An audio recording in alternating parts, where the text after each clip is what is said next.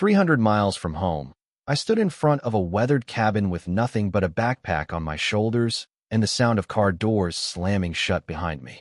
That is where my wife's family thought their little joke would end. They were wrong. It started 6 months earlier when my wife, Emily Harris, brought up the annual family retreat. Every year, her relatives gathered at this remote cabin for what they called bonding time. I had dodged it for 3 years in a row, always finding convenient work conflicts or other obligations. This year was different. Emily said her parents, Robert and Linda Harris, had specifically asked me to come. They really want to get to know you better, she told me, looking at me with those innocent eyes that made it hard to say no. It would mean everything to me. I agreed. Big mistake. The drive up felt strange from the start. Normally, the Harris family was loud and chaotic during road trips, but this time they kept trading glances in the rearview mirror. Emily's brother, Jake, would whisper something to her sister, Megan, and then they would both snicker under their breath. Robert and Linda kept up a stiff, forced conversation about the weather and gasoline prices. I should have trusted my gut when Robert asked me twice if I had packed enough clothing for an extended stay. When I asked what he meant, he laughed it off. You never know what might happen up there, he said. The cabin sat on 40 acres of nearly nothing. No cell towers nearby. No neighbors for miles. Just trees and a dirt road that faded into the woods. The place had been in their family for decades, passed down from Emily's grandfather, Walter Harris, a man who apparently preferred isolation over company. We unloaded the cars, and I noticed they had packed far more supplies than usual. Multiple coolers, stacks of extra blankets, and enough food for 2 weeks instead of a typical weekend. When I mentioned it, Linda smiled and said they wanted to be prepared for anything. That first evening felt off. During dinner, conversations would stop the moment I walked into the room. Robert kept checking his watch like he was waiting for a signal. Jake could not make eye contact without getting that grin on his face. It was clear they were sharing some inside joke that did not include me. Later, after we went to bed, I heard whispering through the thin wall, low voices talking about tomorrow morning and about making sure he does not suspect anything. I told myself I was being paranoid. These people had welcomed me into their family and treated me well. Surely I was reading it wrong. The morning proved I was not paranoid enough. I woke to find everyone already dressed and loading their cars. When I asked what was going on, they exchanged the same looks as before. Robert stepped forward with that tight, fake smile he had worn all weekend. We have decided to head back early, he announced. Work calls. You know how it is. Something in my chest sank. All right, I said, let me grab my things. That is when Jake burst out laughing, not a polite chuckle, but a full belly laugh like he had just heard the best joke of his life. Megan joined in, then Linda. Soon, the whole family was laughing except Emily, who stared at the ground like she felt guilty. What is so funny? I asked. Robert cleared his throat, still grinning. The thing is, he said, you are not coming with us. This is what we call a character-building exercise. Think of it as a modern rite of passage. The words did not land right away. What do you mean? I asked. Linda answered in a bright, cheerful voice, like she was offering dessert. We are leaving you here. For a week, maybe 2, depending on how long it takes you to figure things out. Emily finally raised her eyes. It is just a test, she said softly. My family thinks you have had things too easy. They want you to prove yourself. They want to see if you can handle real adversity. The casual cruelty hit me like a punch. They had planned this whole setup just to abandon me in the middle of nowhere, like some twisted survival television show. All the whispered talks, the extra supplies they had packed for themselves, those fixed smiles, it had all led to this. You are joking, I said, though their faces told me they were not. Jake pulled out his phone and started recording. We want to document your reaction for the record, he said. Do not worry, Linda added. There is enough food inside for about 4 days. After that, you will need to get creative. Megan chimed in. There is a stream about half a mile to the north for water, and we left some basic tools if you want to try hunting or fishing. They honestly expected me to beg. I could see it in their eyes, that hunger to watch me break down and plead for them to stay. They wanted me to prove their point that I was soft and dependent and not capable of handling real challenges. Instead, I walked to the porch and sat on the steps. That is it? Robert asked, disappointed that there was no big scene. What did you expect? I said, keeping my voice steady. Some fight. Maybe some anger. Jake answered. still holding up the phone, still recording. "This is supposed to be a big moment for you," Robert said. I looked over at my wife, Emily Harris. She would not meet my eyes. "How long have you all been planning this?" I asked. "About 6 months," she answered, barely above a whisper. "Ever since Dad said you seemed too comfortable, too used to having everything handed to you." 6 months. 6 months of lies told with smiles at dinner tables. 6 months of friendly chit-chat at birthday parties. 6 months spent building a trap and calling it family time. All that effort to humiliate me for the terrible offense of existing in their daughter's life. "Well," I said, standing up and brushing off my jeans, "you had better get going before it gets dark." They traded puzzled looks. That did not fit the script they had written for me. "You are not going to try to stop us?" Linda asked. "Why would I do that?" I said. They piled into their cars, still waiting for a last-minute meltdown, some plea for mercy. Jake kept the camera up, ready for the shot of me chasing them down the road like a stray dog. I just lifted a hand and waved from the porch. When the taillights disappeared down the dirt road and the dust settled, I expected fear to hit me like a wave. Instead, I felt something I had not felt in years: relief. Not the awkward quiet of a tense conversation. A deeper hush. No background chatter. No television noise. No constant buzz of notifications. Just me and 40 acres of woods. Inside the cabin, I took stock. They had said 4 days of food, but that assumed I ate like I always did. On the shelves, canned goods, a loaf of bread, a few basic staples, a manual can opener, a handful of utensils, a box of matches, and a first aid kit. They had even left a hunting knife, maybe expecting I would nick my hand trying to whittle a stick. The cabin was sturdier than I had given it credit for. Thick timber walls, a stone fireplace that actually drew smoke right out the chimney. In the kitchen, a hand-pumped well that brought up clean water. Whoever built this place understood self-reliance when it was a way of life, not an online hobby. I opened a cabinet and found a stack of old family journals. Most entries were dull stories about fishing weekends and predictable arguments. But a few pages held real notes, spots where you could find edible plants, the best places to cast a line, patterns of deer moving at dawn and dusk. Those pages went in a separate pile. My phone showed no service, which I expected. The important part was that the global positioning system still worked without a signal. I spent the afternoon walking the property boundaries, marking the stream they had mentioned, and tracing the dirt roads that eventually bent toward the highway. By evening, I had a crude map and a clearer head. I built a fire, cooked a plain meal, and sat on the steps to watch the sun slide behind the trees. That was when my phone buzzed. The cabin must have a satellite internet hookup. A message popped up from Emily. "How are you holding up? Hope you are not too mad about this." I stared at the screen for a while. The casual tone felt like she was asking about a dinner reservation, not about leaving me in the woods. I typed one word: "Fine." An hour later, another message arrived. "Dad wants to know if you need anything. There is a town about 15 miles south if you want to walk there." 15 miles. They had researched the area well enough to know exactly how far I would need to go to reach people. This was not some spur-of-the-moment joke. It was a neat little experiment, set up to grind me down one choice at a time. I did not answer. The next morning, I decided to find that town. I was not going to hike like a castaway, though. I took a slow lap around the property and noticed something the family had either forgotten or never discovered. Behind the cabin, under a sun-faded tarp, sat an old motorcycle. It looked like it had belonged to the grandfather, Walter Harris, back when he still came up here in the fall. It took most of the day to bring it back to life. The engine sounded healthy once I cleared the fuel system, but the battery was done. I had enough tools in the shed to clean contacts, patch lines, and coax it into turning over. I spent a lot of my teenage years under hoods and counting bolts, and it came back to me like muscle memory. By late afternoon, I had transportation. The town was a small mountain place built to serve hunters, fishermen, and a trickle of travelers. One short main street with a general store, a diner, a small motel, and a gas station. The sort of town where news spreads faster than the morning coffee. I pushed open the diner door and ordered a cup.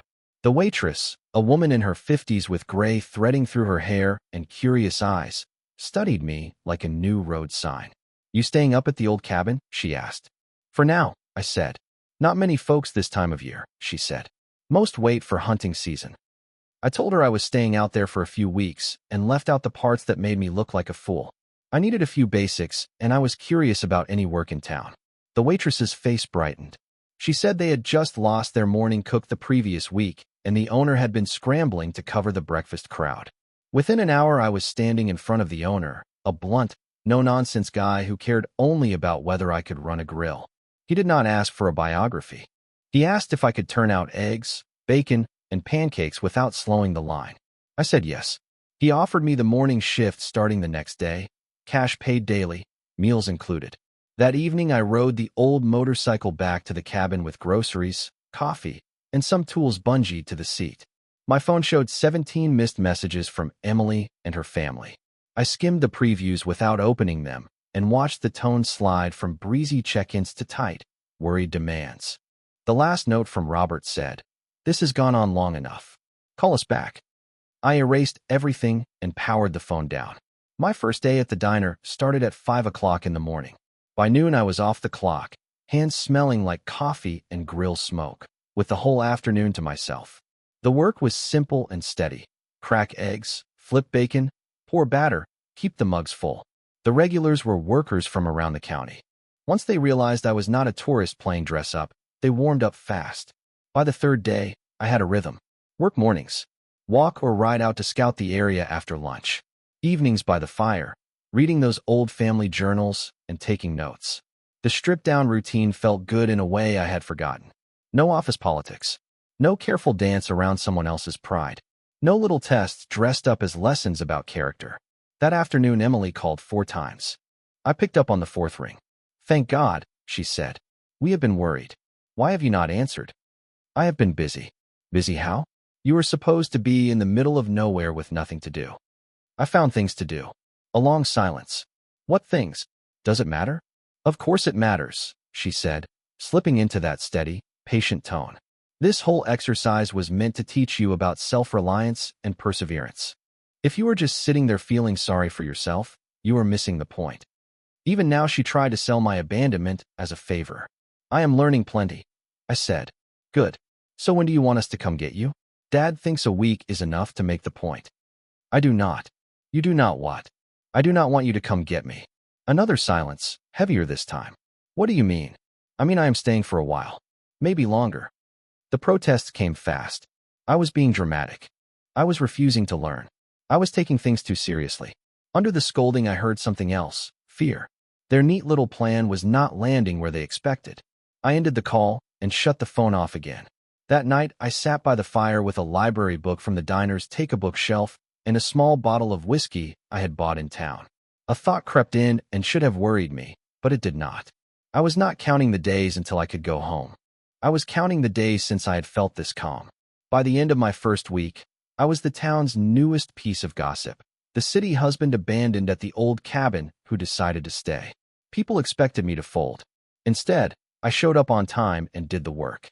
The diner owner asked if I wanted to cover lunches a couple of days. A contractor at the counter said he had a weekend renovation on a lakeside cabin and could use a reliable extra pair of hands. The general store owner wondered if I would handle inventory one evening a week. I suddenly had more paying work than I had back home, and none of it required pretending to be someone else. My phone stayed off most days. When I finally checked it, the messages had shifted from concern to irritation to flat-out anger. Jake left a voicemail calling me childish.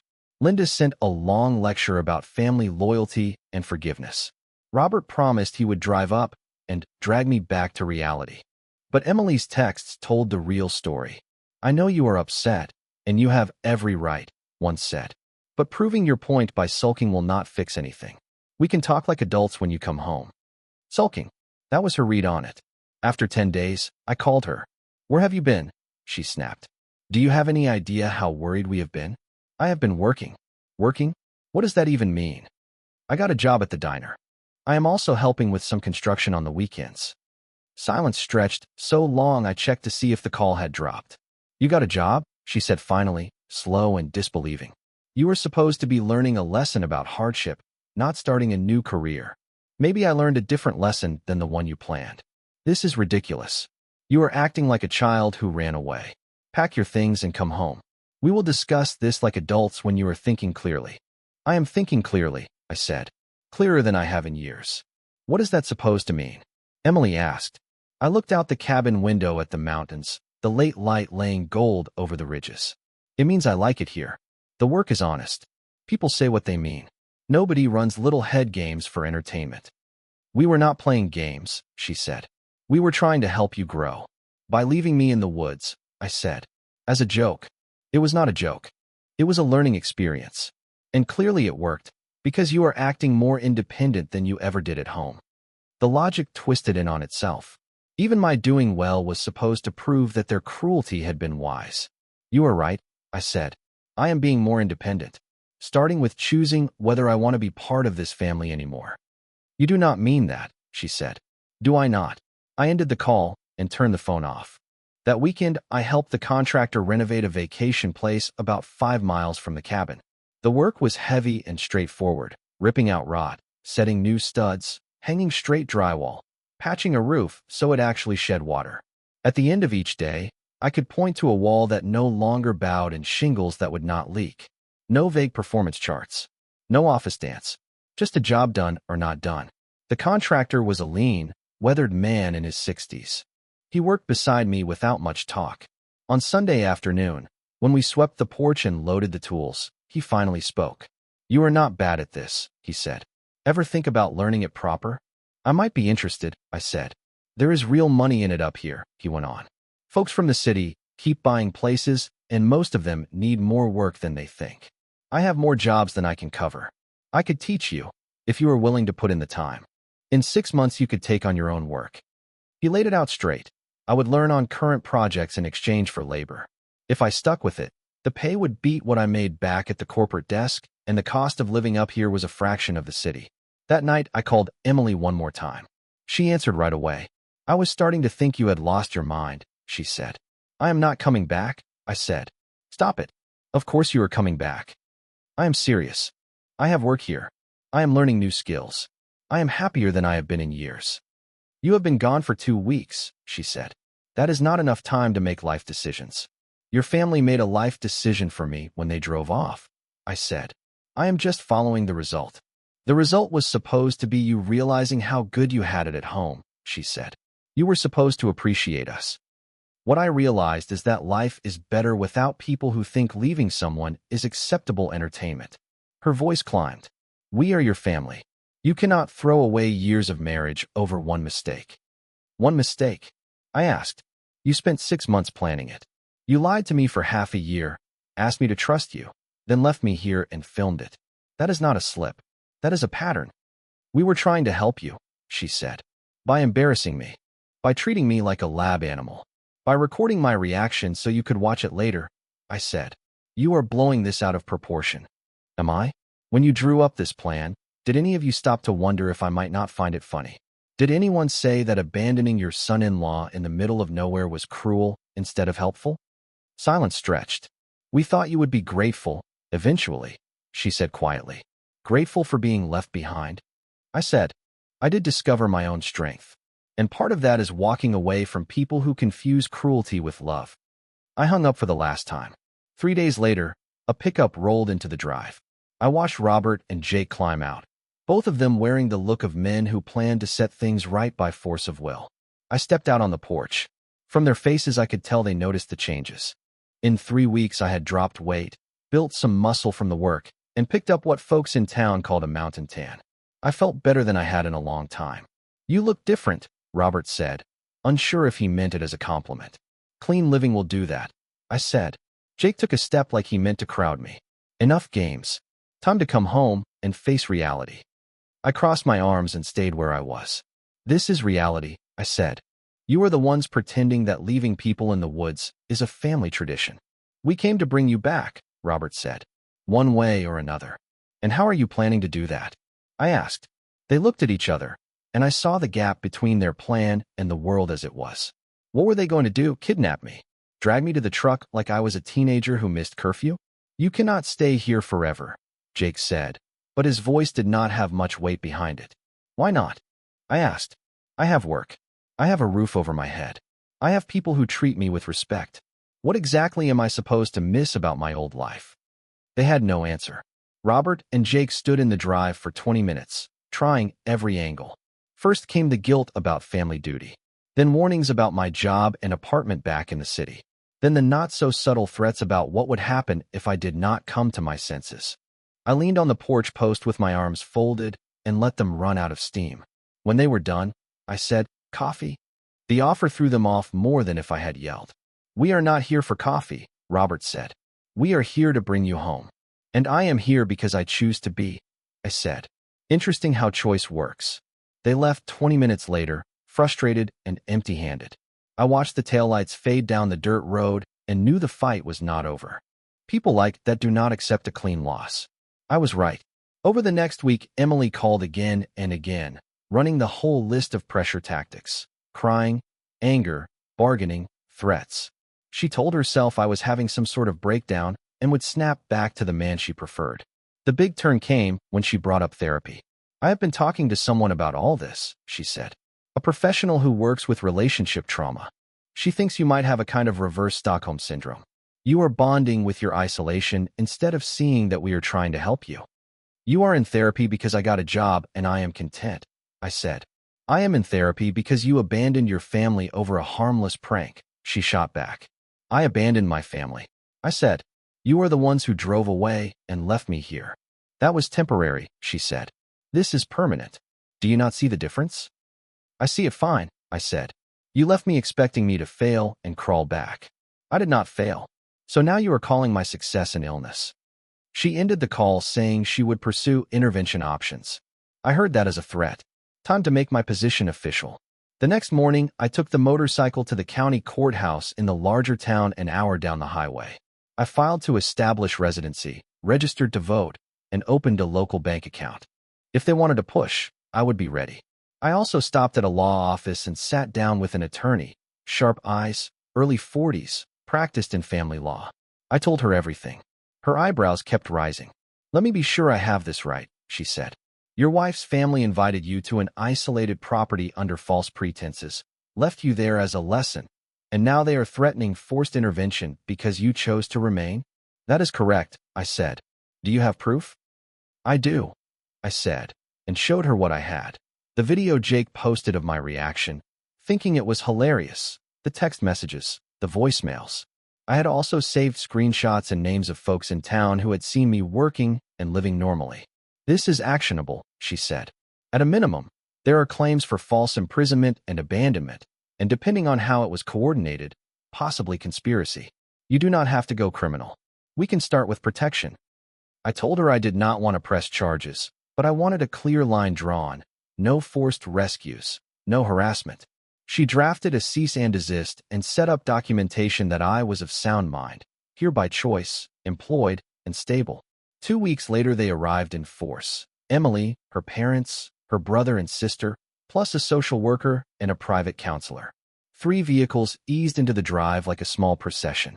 From the kitchen window, I saw the social worker's face and recognized the look. This was not what she had been told. I stepped outside with the folder the attorney prepared. "Quite a crowd," I said. The social worker came forward. "Sir, I am here because there are concerns about your well-being and your mental state. Your family believes you may be in crisis." "Do I look like I am in crisis?" I asked. She took a long look. I was clean, steady on my feet, and clearly eating well. The cabin was tidy, tools hung where they belonged, wood stacked by the door. The motorcycle was wiped down and roadworthy. Nothing about the place read as neglect or danger. "You look fine," she admitted. "But your family is very concerned about the circumstances." "Let me save you some time," I said, and handed her the papers. "I am here of my own free will. I am employed. I am mentally competent. I have legal representation. This is not a wellness check. It is harassment." Emily stepped toward me like she meant to push through. "You cannot hide behind attorneys forever," she said. "This is our marriage. Our marriage ended the day you teamed up with your family to strand me out here," I said. "Everything after that is just paperwork." Linda started crying right on cue. "We only wanted to help you become more independent." "Mission accomplished," I said.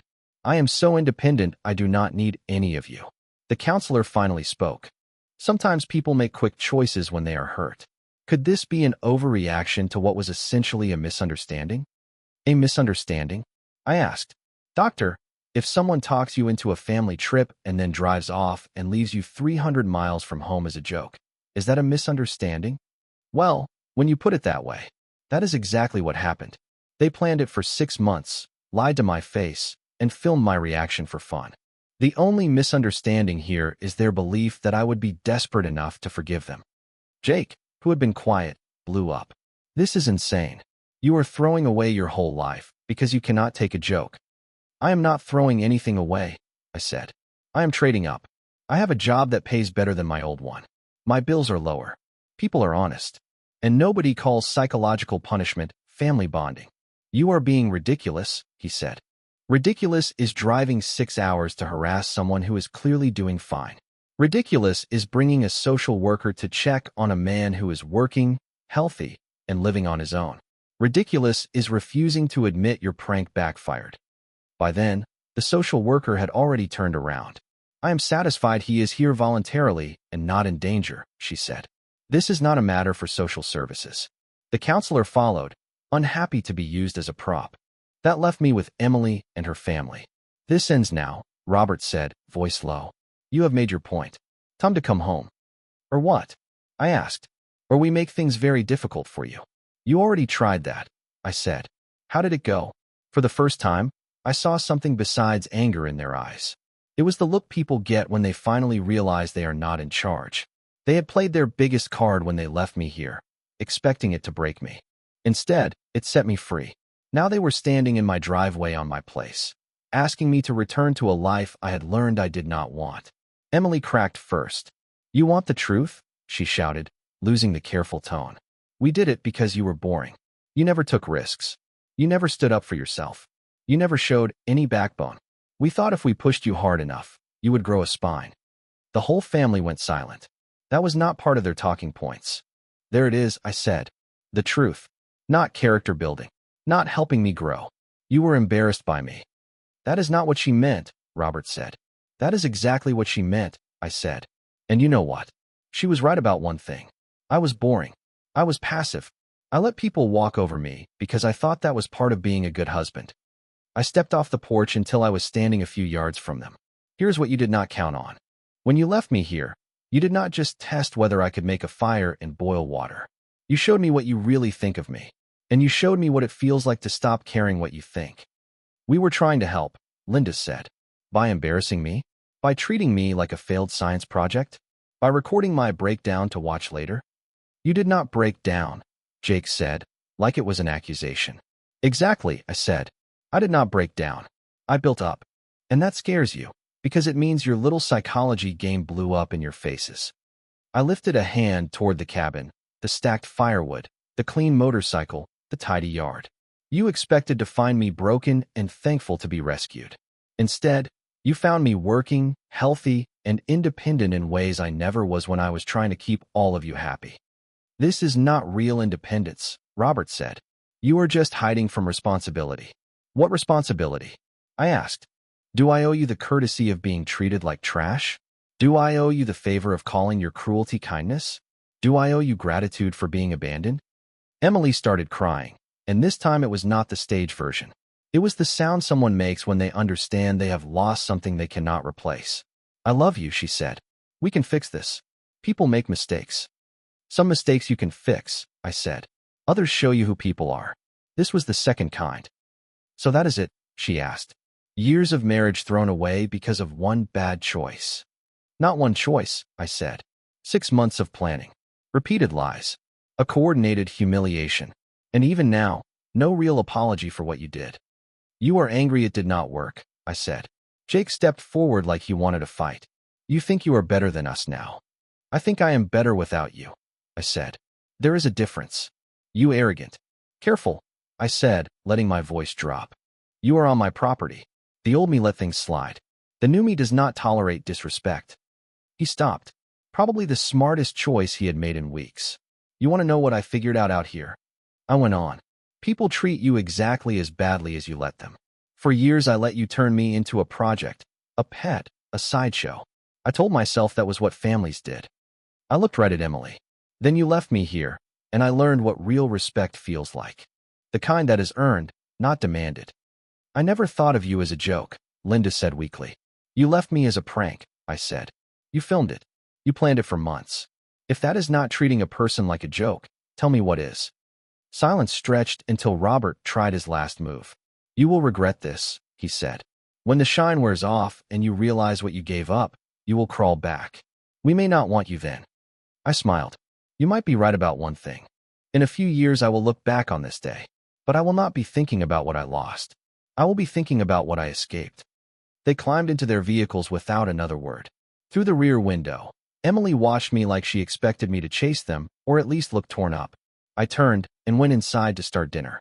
I had an early shift at the diner in the morning and a renovation job to wrap up on the weekend. For the first time in my adult life, my plans were mine. 6 months later, I bought the cabin. The family who owned it had tried to sell for years, but the remoteness scared off buyers. For me, the distance was the selling point. I sold my old house and my car and paid cash. No mortgage, no debt, no tether to the life I had left behind. My construction work took off.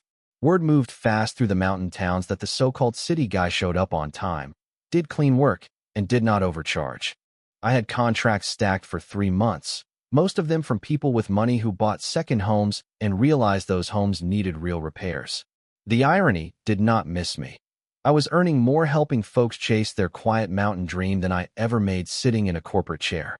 My phone almost never rang. I changed the number and shared it only with clients and the friends I had made here. Every so often an email from my past life slipped through, but those were fewer every month. I heard through mutual acquaintances that Emily told people I had a breakdown. Fine, let them believe it. Easier than explaining that being left behind turned out to be the best break I ever got. When the diner owner retired, he offered to sell me the business. I gave it a hard look, then realized I liked the freedom of job sites and sawdust more than the rhythm of a grill. I bought the building anyway and turned it into a proper workshop. Racks for lumber, a corner for finishing, pegboard for tools. The whole thing set up exactly how I wanted it. On the 1-year mark of being left here, I threw a party. Not a revenge party. Not a victory lap. A real celebration of independence. The town showed up with casseroles and coolers and stories. These people had taken me in without tests or tricks or little experiments. They just showed up and expected me to do the same. In the middle of it, my phone buzzed with a message from a number I did not know. I heard you bought a place up there. I hope you are happy. It was Emily. Maybe she wanted proof I missed my old life, that I regretted choosing this one. I looked around at the people laughing on my lawn, at the shop lights glowing through the windows, at a life I had built from scratch with 2 hands and a pile of new skills I did not know I had. I typed back, I am.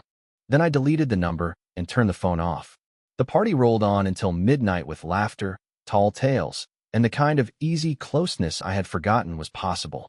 When it finally wound down, I sat on the porch and stared up at a sky packed with stars you never see in the city. Their joke was supposed to prove I was weak and needy. Instead, it showed me I was stronger than I ever gave myself credit for. They tried to shame me into gratitude. What they did, by accident, was unlock a door I did not know was there, and I walked through.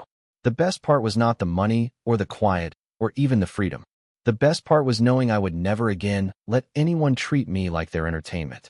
I learned the difference between people who love you and people who love control. 300 miles from where they left me, I found something they never meant for me to find, myself. And this version of me, the one who is steady, stubborn, and unbreakable, is not going anywhere. The punchline was on them. They tossed away a man who used to care too much about their approval and built, in his place, a man who does not need it. I became exactly what they always claimed they wanted: independent, strong-willed, and solid. The only difference is that now I am all of those things without them.